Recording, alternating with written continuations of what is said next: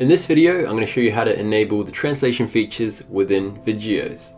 So first of all, I've created a slide down here, and I'm going to go ahead and adjust the duration and make it something like 4.2 seconds.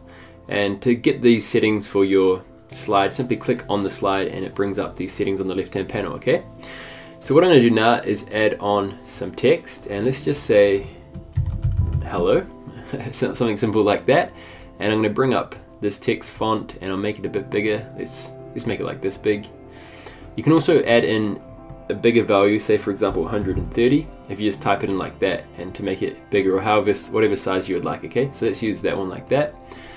And what I'm going to do is add on an animation just quickly by simply slide up long, and then I'm going to use slide top back like this, okay? So I've got a nice animation for my text here.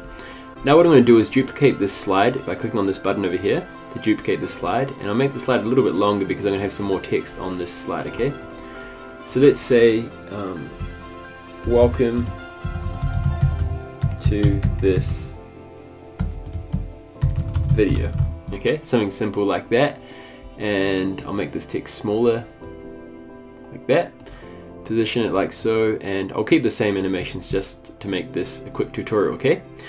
So what I can do now is go to my project panel on the right hand side, and if you scroll right down to the bottom, you'll see this option which says translations, and by default it will be selected as no.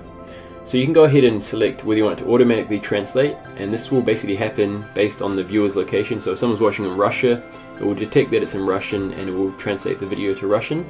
Probably the best option at the moment will be button, and this gives it users options. You know, if they're watching in Russia and they do speak English, maybe they want to watch it in English. So this adds a button to your video player, and if I go ahead to the preview settings by clicking on this button over here, you can see that you can select a language, okay? And let's go with Spanish for this one.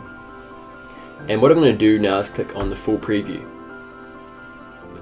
I click on the play button, you'll be able to see I've got my video in English. But if I click on this button over here, it pops up this little pop-up and it asks the viewer whether they want to watch their video in that language.